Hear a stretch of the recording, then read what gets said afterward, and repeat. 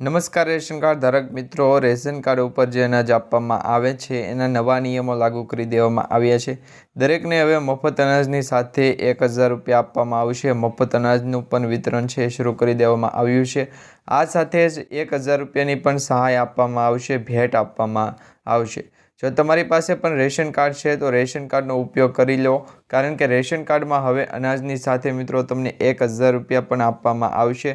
સરકાર દ્વારા આ જાહેરાત કરવામાં નથી આવી, પરંતુ અત્યારે જે સોશિયલ મીડિયા આધારિત સમાચાર અને માહિતી મળી રહી છે એના થકી તમને જણાવી દઈએ તો જો તમારી પાસે રેશન કાર્ડ છે અને રેશન કાર્ડ ઉપર તમારે 1000 રૂપિયાની જરૂરત હોય તો 1000 રૂપિયા સુધી તમને છે એ સહાય આપવામાં આવશે। તો હવે કયા લોકોને સહાય આપવામાં આવશે? એપીએલ, બીપીએલ અને એએવાય આ 3 કેટેગરીના રેશન કાર્ડ અત્યારે બધા પાસે હશે।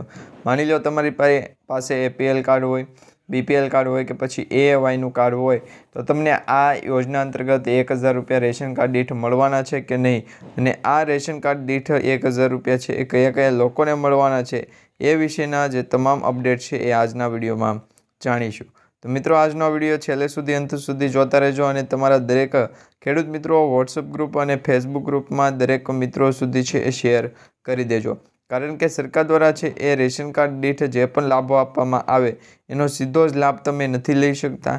જે સરકાર દ્વારા લાભ આપવામાં આવે છે એ તમને સમિતિ અથવા તો સસ્તા અનાજની દુકાનેથી આપવામાં આવતો હોય।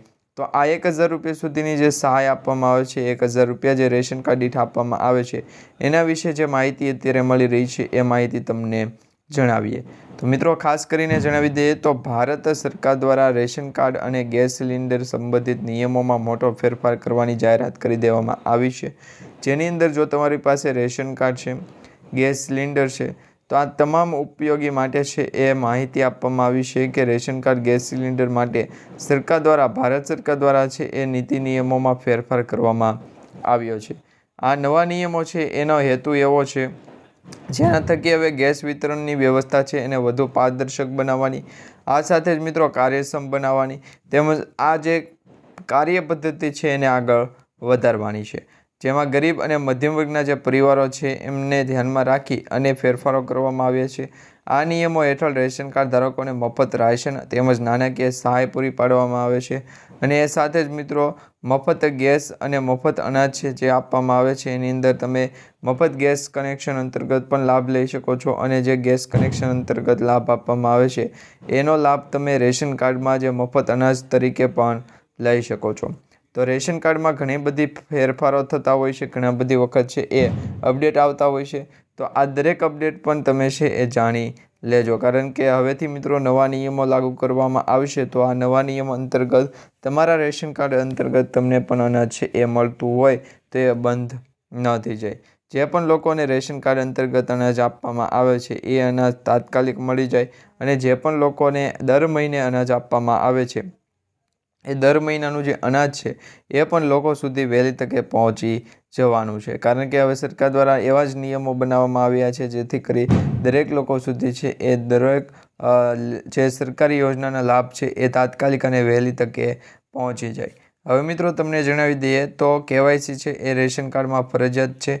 જો તમારી પાસે રેશન કાર્ડ છે તો રેશન કાર્ડમાં કેવાયસી ફરજિયાત હોવું જોઈએ, તો જ તમને સરકારી અનાજના અને સરકારી યોજનાઓ છે એના લાભ મળશે। આ સિવાય મિત્રો હવે ગેસ સિલિન્ડરના બુક કરાવવા માટે પણ કેવાયસીની જરૂર પડે છે, ગેસ કનેક્શન લેવા માટે પણ કેવાયસી જરૂર પડે છે। આ તમામ પ્રક્રિયાઓ પૂરી કરવી પડશે। આ અંતર્ગત મોબાઈલ નંબર સાથે આધાર કાર્ડને લિંક કરાવવું પડશે, અને એની સાથે જ મિત્રો આધાર કાર્ડ, મોબાઈલ નંબર લિંક કરાવો છો એની સાથે જ તમારું રેશન કાર્ડ પણ છે એ લિંક થઈ જાય છે। તો અત્યારે જે રેશન કાર્ડ અંતર્ગત તમે છે એ અપડેટ જણાવીએ તો ઓટીપી ચકાસણી માટે પણ છે એ નવા ફેરફારો કરવામાં આવ્યા છે। ગેસ સિલિન્ડરની ડિલિવરી માટે ઓટીપી આપવામાં આવે છે, જે ડીએસસી નંબર કહી શકાય, એ ડીએસસી નંબર છે એ માંગવામાં આવે છે।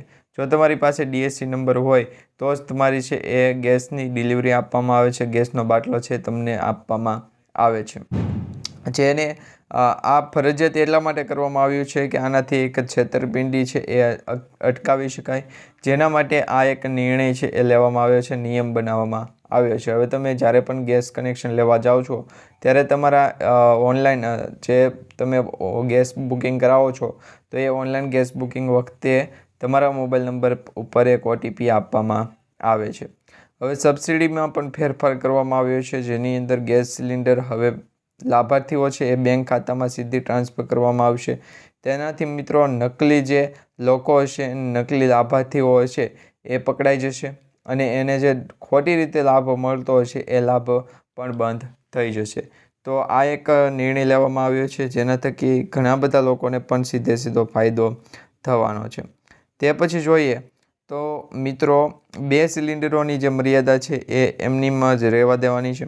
એટલે કે તમને રેશન કાર્ડ અંતર્ગત છે એ લાભ આપવામાં આવતો હોય તો ગેસ સિલિન્ડર આપવામાં આવતું હોય, અને આ ગેસ સિલિન્ડરનું જે કનેક્શન છે એમાં તમને 2 ગેસ કનેક્શન છે આપવામાં આવતા હોય છે. તો એ લાભ તો એમનેમ લેવાનો છે. એટલે ગેસ કનેક્શન અંતર્ગતનો લાભ છે એ તો એમનેમ જ રહેવાનો છે. તે પછી જોઈએ તો મિત્રો સ્માર્ટ ગેસ કનેક્શન અંતર્ગત સ્માર્ટ ગેસ સિલિન્ડર છે એ પણ દર્શાવવામાં આવ્યું છે, જેના થકી હવે ગેસ સિલિન્ડર છે એ સ્માર્ટ કરી દેવામાં આવ્યું છે. ગેસ સિલિન્ડરની અંદર જે સ્માર્ટ ચિપ છે એ લગાવવામાં આવશે અને જે વપરાશ અને વિતરણની જે માહિતી છે એ શેર કરશે અને આ માહિતી છે એ સ્ટોર અને સાચવણી કરશે. તે પછી જોઈએ તો મિત્રો રેશન કાર્ડને લગતા નવા નિયમોની અંદર ઘણા બધા નવા નિયમો આવ્યા છે, જેની અંદર ડિજિટલ રેશન કાર્ડ હવે ફિઝિકલ છે એ કાર્ડને બદલા ડિજિટલ રેશન કાર્ડનો ઉપયોગ કરવામાં આવશે. એટલે તમારી પાસે જે રેશન કાર્ડ છે એની જગ્યાએ હવે ડિજિટલ રેશન કાર્ડ છે એનો ઉપયોગ કરવામાં આવશે. અને one nation one ration card એટલે કે ONORC આ નિયમ પણ એક લાગુ કરી દેવામાં આવ્યો છે, one nation one ration card. તો એ અંતર્ગત પણ સરકાર દ્વારા છે એ દરેક જગ્યાએથી તમે અનાજ લઈ શકો છો. માની લો તમે ગુજરાત રાજ્યના રહેવાસી છો અને ગુજરાત રાજ્યની અંદર કોઈ એક સિટીમાં રહો છો, શહેરમાં રહો છો અથવા તો કોઈ ગામડામાં રહો છો, તો તમારા નજીકની આજુબાજુ જે પણ રેશનિંગની દુકાન પડતી હોય અથવા તો સસ્તા અનાજની દુકાન પડતી હોય ત્યાંથી તમે મફત અનાજ છે એ લઈ શકો છો. તે પછી જોઈએ તો મિત્રો KYC વગર છે એ અનાજની અંદર પણ ફેરફાર કરવામાં આવ્યો છે. તમારી પાસે KYC કરાવેલા માટે જે અનાજ છે એ લેવા જાઓ છો તો એ અનાજના જથ્થામાં પણ મોટો ફેરફાર કરી દેવામાં આવ્યો છે. KYC વખતે છે એ તમારું અનાજ છે એ તમને આપવામાં આવતું હોય, પરંતુ ઘણી વખત રેશન કાર્ડની અંદર KYC નથી કરાવ્યું તો પણ તમને અનાજ આપવામાં આવતું હોય છે. અત્યારે મિત્રો એવો નિર્ણય લેવામાં આવ્યો છે, જેમાં કહેવામાં આવ્યું છે કે જે પણ લોકોએ KYC રેશન કાર્ડ અંતર્ગત નથી કરાવ્યું એમને મફત અનાજ છે એ આપવામાં આવશે, પરંતુ આવનારા 1 થી 2 મહિના માટે તમને મફત અનાજ આપવામાં આવશે. તમારા રેશન કાર્ડની અંદર તમે જો KYC કરાવતા નથી તો 2 થી 3 મહિના માટે જ તમને રેશન કાર્ડ અંતર્ગત KYC માટે છે એ આ અનાજનો જથ્થો આપવામાં આવશે. પરંતુ જો 2-3 મહિના સુધીમાં તમે રેશન કાર્ડમાં KYC નહીં કરાવો તો તમારા અનાજનો જથ્થો છે એ બંધ થઈ શકે છે. તમારું રેશન કાર્ડ છે એ પણ બંધ થઈ જશે અને તમને જે અનાજનો જથ્થો વિતરણ કાર્યક્રમ આપવામાં આવતો હોય એ પણ બંધ કરી દેવામાં આવશે. તો રેશન કાર્ડ અંતર્ગત તમે પણ KYC છે એ વહેલી તકે કરાવી લેજો. હવે મિત્રો તે પછી જોઈએ તો મિત્રો નવા નિયમો અને નવા ફેરફારો છે એ આવ્યા છે. રેશન કાર્ડ અંતર્ગત છે એ ઘણા બધા નિયમો અને ફેરફારો લોન્ચ કરવામાં આવ્યા છે, એટલે કે બહાર પાડવામાં આવ્યા છે, જેના માધ્યમથી જેના થકી છે એ દરેક લોકોને સારો એવો લાભ પણ થવાનો છે. ખાસ કરીને તમને જણાવીએ તો અત્યારે જે માહિતી મળી રહી છે, રેશન કાર્ડ અંતર્ગત જે નવા નિયમો અને ફેરફાર કરવામાં આવ્યો છે એમાં આ નવા નિયમોના ફાયદા થશે, જે થકી હવે રેશન કાર્ડ હશે તો રેશન કાર્ડમાં પારદર્શિકતા અને ડિજિટલ અને બાયોમેટ્રિક વેરિફિકેશન સિસ્ટમ છે એ આ બંને સિસ્ટમથી વધુ પારદર્શક રેશન કાર્ડની સિસ્ટમ બનશે. એટલે કે જે પ્રોસેસ છે રેશન કાર્ડમાં અનાજ આપવાની એ વધુ પારદર્શક બનશે. એ સાથે જ મિત્રો નાણાકીય સહાયના દર મહિને છે 3,000 રૂપિયાની સહાય, જે નાણાકીય સહાય આપવામાં આવે છે, જે ગરીબ પરિવારોના માટે છે એ રાહતરૂપ સાબિત થશે. બ્લેક માર્કેટિંગ ઉપર પ્રતિબંધ લાગશે. મર્યાદિત સબસિડી અને OTP વેરિફિકેશનથી બ્લેક માર્કેટિંગ છે એ ઘટશે.